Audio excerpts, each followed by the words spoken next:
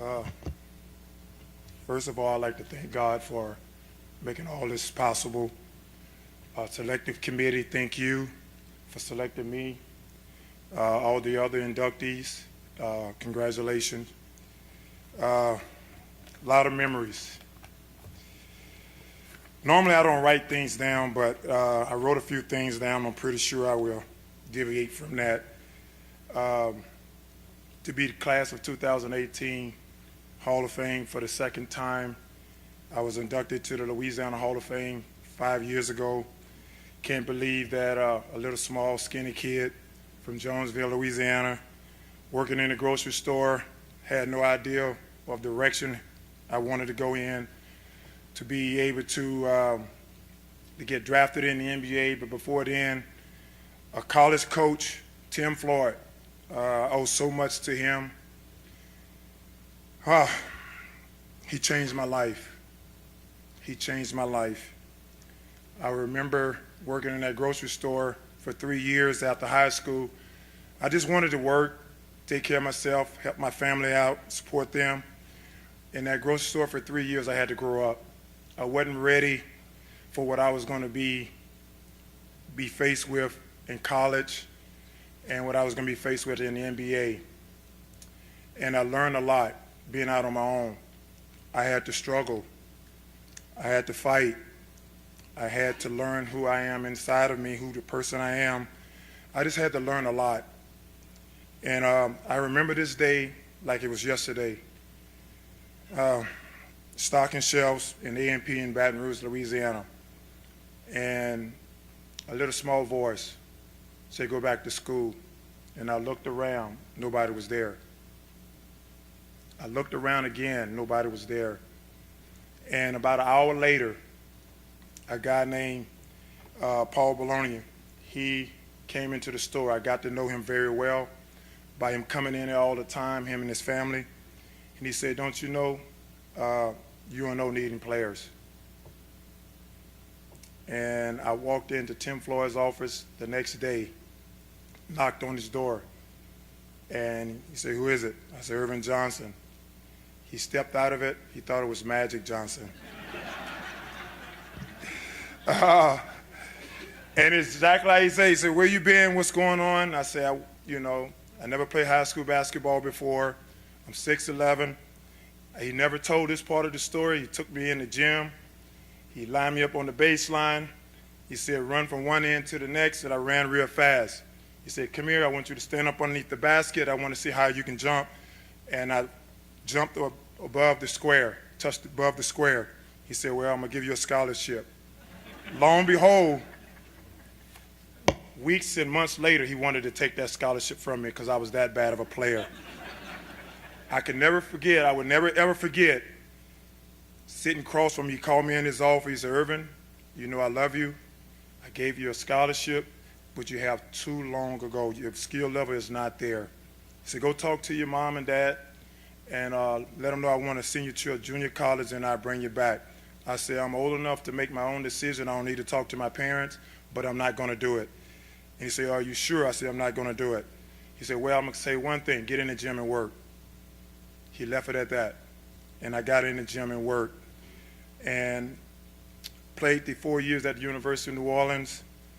When I remember the first game I ran out, he said, "I'm not going to call any plays for you anyway, so just run the floor, block shots, rebound, and just stay out of the way of all the other good players."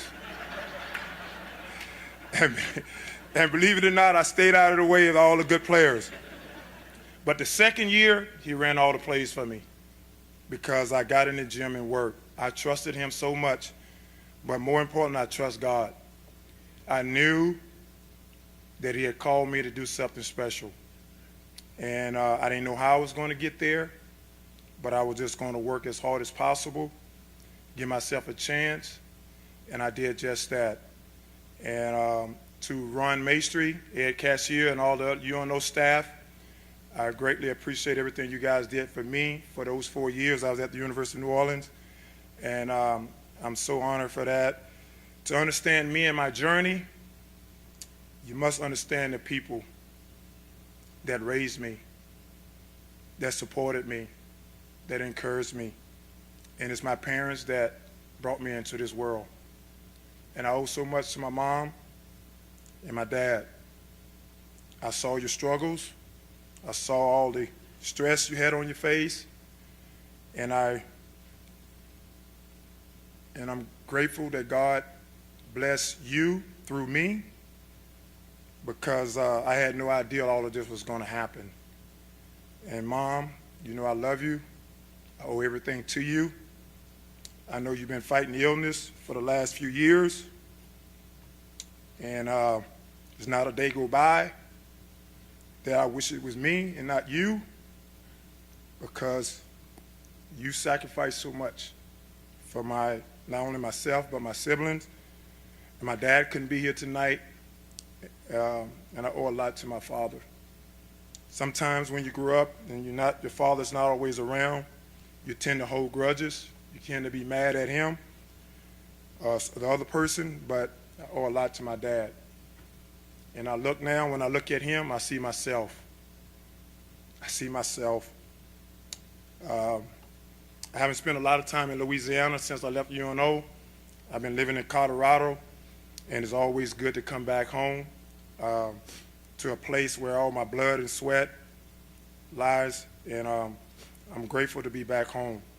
To my siblings, my older sister Karen, my second oldest sister Vanessa, she's not here, my brother Kevin, my brother Stephen, thank you guys for the support and love you have shown me.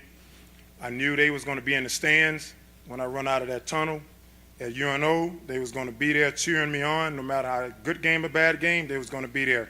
So I'm grateful for you guys and appreciate it. To my teammates, thank you. I don't know if any of you here, you never can be a player without your teammates. Basketball is a team sport. And even though I was a bad player, they encouraged me and they stood next to me.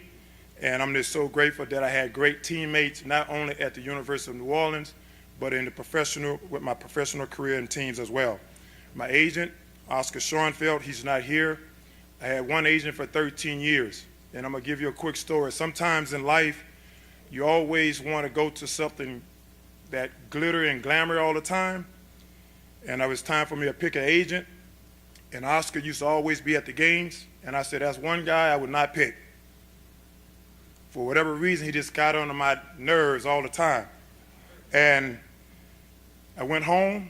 I prayed to God about it. He said, that's the one. And I did not tell God no. I accepted what he had for me. And I've had one agent for 13 years. And that is unheard of in professional sports, because normally they change. They always want something better. And I just stuck with my heart and my gut, and I was obedience to God, and it worked out perfect for me.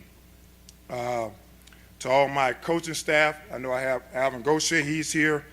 And funny or not, he was an assistant coach under Tim Floyd, and all the players loved him. And I stayed away from him when I was a player. But after I left UNO, him and I become best of friends. And he taught me so much. And Alvin, you and I talk every day. And believe it or not, we argued every day and have disagreements. And you say, how can best friends always be best friends and still argue and have a lot of things you don't agree upon? But he taught me a lot of things, not only about sports, about life in general, kids, raising kids and everything. So I'm grateful for you. Last but not least is my wife and kids. Renee, I love you. We've been through a lot of things. Life, you're going to have seasons in life. To the young people, to the older ones, we all know this. You're going to have seasons in life. It don't have anything to do with materialistic things. You're going to have a fall season. You're going to have a winter season. You're going to have a spring season. You're going to have a summer season. You might get all of them in one day. And I learned that. I had a lot of winter season when I was in high school. I had a lot of summer season when I was in the NBA. But at the same time, I had a lot of winter season out of the NBA. But one thing I would say, thank you for sticking there by me, because can be a little crazy guy at times. you know, but that's the honest truth. Being professional, you always think you can do everything and say what you want to say and all of that, and God have a way of humbling you. He really do. To my kids, Ezekiel and Aaron, they never got a chance to see me play in college. They only heard of all these stories and all of that, and Daddy always said, "Dad, you wasn't a good player." They always felt like somebody else was better, and I always say I outworked them. You're going to always find somebody that is better, faster, smarter, quicker. But I told my kids and other people and young kids, just have work ethics. Just outwork them. Just outwork them because, talent can only go so far. And if you have working skills, and I learned that from my mom and dad, they worked all the time. And to this day, I work no matter what I'm doing. I put 110% in it. So I'm really grateful for all of that. I'm going to leave in closing with this. How can all this possibly happen to a skinny little guy from Jonesville, struggle, end up graduating from college, won a gold medal,